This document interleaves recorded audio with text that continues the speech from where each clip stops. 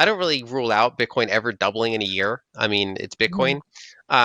But I tend to have more conservative price predictions, which I think there's a good chance we can get back up above 100 this year. Um, you know, before all this kind of tariff kerfuffle, I would have, Kerfuffle, yeah. yeah, kerfuffle. I would have had a higher, I would have had probably a higher price target. Um, if I imagine a scenario that brings us to very high prices this calendar year, it would probably be because some massive liquidity unlock happened. Like, let's say Mhm. the U.S. bond market broke, the Fed came in and like basically did yield curve control or like kind of QE that they don't really want to be doing, Mhm. or some sort of big treasury operation twist sort of thing. It would probably take something like that combined with some sort of like de-escalation of tariffs. As Bitcoin hovers around $85,000, all eyes are on what could propel it to new highs or send it tumbling back down. The cryptocurrency's 2025 fate now hinges on two opposing forces: escalating US-China trade wars and the fragile state of treasury markets. While some analysts still dream of six-figure Bitcoin, others warn that without a major liquidity surge, those targets may stay out of reach. Lyn Alden, a respected investment strategist, leans toward cautious optimism. She acknowledges Bitcoin's potential to double in a year, but keeps her baseline forecast grounded, eyeing a return above $100,000, though she admits recent tariff tensions have dampened her earlier projections. The real game changer, she suggests, would be a breakdown in the bond market forcing the Fed's hand, yield curve control, another round of QE, or some other emergency liquidity measure. Without that kind of monetary shock, Bitcoin might have to settle for steady gains rather than a parabolic surge. The stakes couldn't be higher.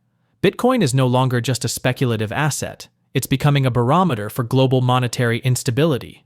If treasury markets crack or trade wars escalate, BTC could rocket as a hedge. But if the Fed maintains control and tariffs ease, its climb may be slower. One thing's certain: this year will test whether Bitcoin is truly digital gold, or just another risk asset at the mercy of macro winds. Buckle up. Let's watch clips from Lyn Alden's explosive interview to gain more insight. Don't forget to like, subscribe, and enable notifications for additional in-depth content.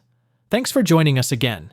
Enjoy the video. Sure. So the global reserve currency means that countries around the world predominantly use the dollar, in this case, for a lot of different purposes. One is international contracts. So when units are determined for what you're going to sell oil in, or even what you're going to sell a lot of other goods in, it's often in dollars, even if it's between countries that both don't use the dollar. It's kind of like the biggest ledger that they all kind of attach to in the unit of account sense. It's also the primary funding currency, meaning that like if an entity in Europe, for example, lends money to an entity in South America somewhere, it could be a government, could be a corporation, there's a good chance it'll be in dollars. Occasionally be in euros, it could sometimes be in local currency, but often it's in dollars. It's also used as a reserve asset. So because these countries around the world have liabilities, either in the contractual sense or the debt-based sense, they often also store assets in dollars. And then lastly, it's the most liquid trading unit. So, for example, if you're looking to trade between South Korean currency and Brazilian currency, instead of trading them directly, you'll often trade one to the dollar and then the dollar to the other one. So the dollar is like on one side of the vast majority of FX transactions. And so because it serves all those purposes, it's basically the biggest ledger in the world that all these different ledgers connect to at the top down sense. And so what it means is that there's extra demand for the dollar. And there's kind of a couple different levels of demand. So an emerging market currency, generally there's not a lot of external demand for it other than when you're directly interfacing with that country. Certain large developed countries have a little bit more demand for them, but not much. It's still generally when you're looking to interface with that country. Whereas the dollar, because it's the biggest, most liquid, most saleable ledger out there at the current time, is used for all these different purposes, even if you're not currently using those dollars or intending to use those dollars to buy goods or services or assets in the US. So there's this extra monetary premium for the dollar. And then the next question is, so the whole world needs dollars for all these purposes. How do they get the dollars? And the mechanism that happens is that because they all need the dollar, they're structurally and like involuntarily overvaluing the dollar if you look at it on like a trade basis or an interest rate differential basis, there's this kind of structural bid for the dollar which overvalues it. And then what happens is that because the dollar is overvalued in the system, it becomes rather uneconomical to produce a lot of lower margin goods in the U.S. It's one of the most expensive places to do it, even compared to other developed peers like Germany, Japan, Singapore, whatever the case may be. It's harder to manufacture in the U.S. even compared to a lot of other wealthy nations. And it also it boosts our import power. So Americans, because the dollar is so strong, we can travel around the world. We can buy a lot of Chinese goods, and so what that does is that kind of forces open our trade deficit. Um, because it impairs our export competitiveness and boosts our import power kind of artificially.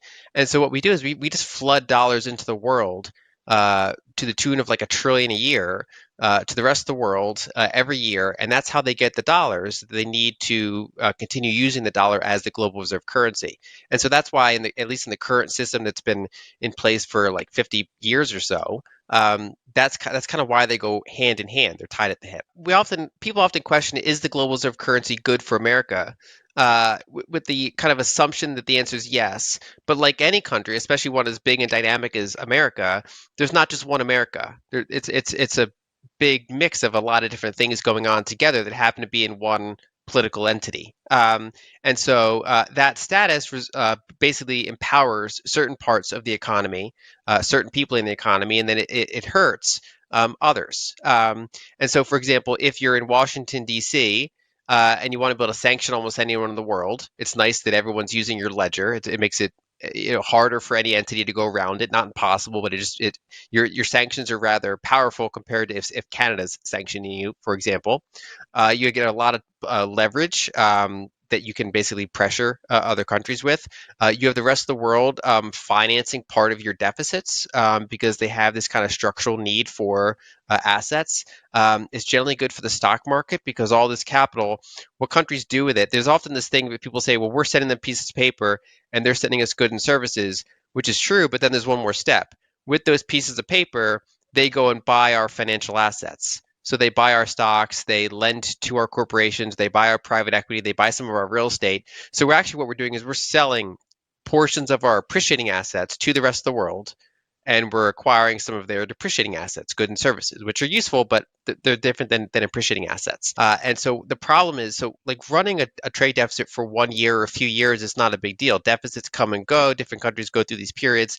The problem is that when it's structural, due to the reasons I previously described, when you have 50 years in a row of trade deficits, you get a really big imbalance. We've like stacked all the cards on like New York, Washington, Silicon Valley, basically the coastal cities, and we've really kind of kept taking from a lot of the heartland area, except for the farms, but we've taken a lot from all these industrial places. You get political changes, you get national security challenges when you realize like you're reliant on your military components to a kind of alarming degree, from foreign sources, or you realize that a country with less GDP than you can pump out missiles faster than you can, just because your manufacturing base is not disproportionately bigger than theirs, even though your economy is. So it has various implications as it builds up for decades. The cryptocurrency market has been stuck in a bit of a rut, with no real sparks to ignite buying frenzy. But hold on, there might be a game changer on the horizon. Binance, the giant of crypto exchanges, just revealed that it's helping countries figure out how to build Bitcoin reserves. CEO Richard Teng spilled the tea, explaining that Trump's bold move to stockpile digital assets has other nations curious and ready to follow suit. While Bitcoin's price is still in limbo, analysts can't help but wonder where it's headed next. The market's struggle to find any major catalysts has left things feeling a bit stagnant. Yet Bitcoin's dominance isn't fading, it's holding strong. Some experts even predict it will continue outpacing altcoins in the months ahead. So, while the market waits for that one big shift, all eyes are on Bitcoin. Will it be the next big thing, or will something even crazier unfold? One thing's for sure, the crypto world is anything but predictable. Let's watch more clips from the interview. So right now in the existing framework, gold is the primary neutral reserve asset that central banks already own. They already know how to buy. So that gets kind of the initial benefit. Bitcoin is the up and comer. So as long as it continues to stay decentralized and secure, I think it'll continue to grow in size. It has the benefit that it has its own settlement network attached to it. It's kind of half the point. Whereas the reason gold can't kind of by itself be the best global reserve asset Mhm. is because then you need this like layer of credit on top of it. Whereas Bitcoin can function on its own. In addition, when we've seen these other countries try to go around the dollar, they're always trying to build these like systems to interface with each other. So all these like closed systems, trying to figure out how to do cross-border trade. While there's this really powerful open source solution kind of staring them in the face. Now, it is understandable that they've not rushed to it because using the Bitcoin network means owning volatile Bitcoin. It's also still fairly small compared to the scale that the world would need for something like this. So there's some degree of career risk of being early, for example. But it is kind of reaching the scale where I think that countries will increasingly take it seriously. Um, and so both as a neutral reserve asset and as a global settlement network, that's very powerful. In addition, all the existing things it already has. Basically, if you're in a place that's authoritarian, individuals can benefit from Bitcoin as well, rather than just countries at the sovereign level. So the kind of the full stack and down, I think is pretty powerful. And then in addition, we just talk about AI. It's hard for AI to get bank accounts. It's Mhm. easier for them to spin up a wallet, and so I think that it makes sense that Bitcoin is a powerful tool for AI agents in the future as well, microtransactions, things like that. In addition, there's also like a lot of kind of existing software. When they face things like credit card fraud, where you pay for their services and then like cancel, get your money back, they didn't really lose much by giving you that service temporarily because it's a high margin business. Mhm. Whereas AI services are pretty hardware based. They actually incurred a cost. Yeah. And so they have a higher stakes in avoiding things like chargebacks and fraud and things like that. And one of Mhm. the advantages that Bitcoin is at least done certain ways, it's final, Mhm. Mhm. which matters more for certain types of payments than others. So I think that Bitcoin fits in multiple ways into this vision of the future. My guess is that we end up higher at the end of the year than we are now, at least. There's a lot of variables that could affect that. So I think that most days where you have a big down day in markets, it's probably not going to be a good day for Bitcoin, just because most pools of capital treat it as a risk-on asset. It's still small, it's still volatile. A lot of times, especially because it trades 24/7, if people are worried about how things are going to open on Monday, some pools of capital can sell their Bitcoin on a Sunday and prepare, right? So the 24/7 can sometimes add to its volatile pricing, especially when TradFi markets are freaking out, because we're talking about like a sub $2 trillion network compared to this like multi-hundred trillion Exactly. dollar global behemoth of interconnected finance and leverage. So Bitcoin, I think, will get shoved around by volatility. As this kind of settles a little bit, if you do get ongoing capital outflows of the US, that actually could be good for Bitcoin. Sometimes people ask, what could make Bitcoin more meaningfully disconnect from the NASDAQ? But one is anything that hurts NASDAQ margins, but that does not hurt global liquidity, which should generally be somewhat supportive of Bitcoin, minus certain particularly volatile periods. But then it more structurally impairs the Nasdaq, the S&P 500. We saw similar to this in the closest period to maybe look at or study is the 2003 to 2007 period. That was the prior weaker dollar cycle. There wasn't this kind of like mass excess of capital, but there was around the margins. Capital went to emerging markets, capital went to commodities, capital went to gold, capital went to these other assets. And so US stocks were not really the place to be, and a lot of other assets were. And I think if we encounter like a 5 year period like that again, that could be a period where Bitcoin does pretty well, even as the stock market, the US stock market, doesn't do particularly well. That's kind of how I view it. I think volatile but favorable. Well, we started the year around 93, 94,000. Are we still in a bull run, Lynn? Short answer is I think longer term, yeah. I think that Bitcoiners got very attached to cycles. And I think especially as the asset gets larger, those cycles become less clear. Anytime a lot of market participants think they know how something works is when it tends to change. So Yeah. just when all like TradFi market participants were like, well, bonds always go up when stocks go down. As soon as they all know Mhm. that, that's when it stops happening. Yeah. Because it's already fully positioned for, and then it's not going to happen. Basically, everyone's seen the Bitcoin cycle so many times. They expect there to be a cycle, and cycles can change. And so I think it's less about the halving cycle. It's more about the liquidity cycle, but liquidity is complex in this environment. We've at least taken off some tail risks of politics for the next few years. So Bitcoin has always had kind of this like embedded Right. probability of like, what if the U.S. takes its gloves off and just goes after Bitcoin really hard, right? Hmm. Because I would certainly, tell every major financial institution in the U.S. that you can't custody your own Bitcoin. Hmm. Um, kind of go after it. That's at least off the table for a while. So I think that a lot Hmm. of the fundamentals look pretty good at the current time. So I expect pretty good performance over the next year or two.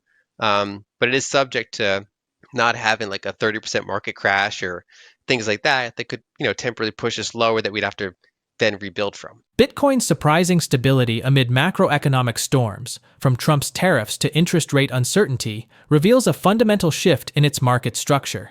As Bloomberg analyst Eric Balchunas notes, spot Bitcoin ETFs and Michael Saylor's MicroStrategy have become shock absorbers, mopping up supply with $2.4 billion in net inflows this year alone. This institutional bid has helped BTC weather volatility, trading consistently above its November 2023 all-time high of $73,679 despite equities wobbling, a divergence even skeptics find interesting. Lyn Alden's framework helps explain this resilience. As traditional markets grapple with dollar weakness and capital rotation, echoing the 2003 to 2007 commodities boom, Bitcoin is increasingly behaving like the neutral reserve asset she describes. ETF investors' stronger hands, holding through 30-day volatility of just 1.8%, mirror gold's historical role, while Saylor's relentless accumulation, now 531,644 Bitcoin, underscores Bitcoin's hardening monetary properties. The result? A market where tourists panic sell into institutional demand, creating a firmer price floor. This stability may accelerate Bitcoin's decoupling from risk assets, precisely the transition Alden anticipates as global liquidity seeks alternatives to dollar-dominated systems. With ETFs acting as a bridge between traditional finance and Bitcoin's open network, the stage is set for what could become a self-reinforcing cycle. Less volatility begets more institutional adoption, which in turn reduces volatility further. The old Bitcoin market, driven by retail speculation, is giving way to something far more durable. As we wrap up, do you think Bitcoin has proven itself as a true hedge against dollar weakness, or is it still too tied to traditional markets? Let us know your thoughts in the comments below. Share this video and hit the like button. Thanks for watching, and don't forget to like and subscribe.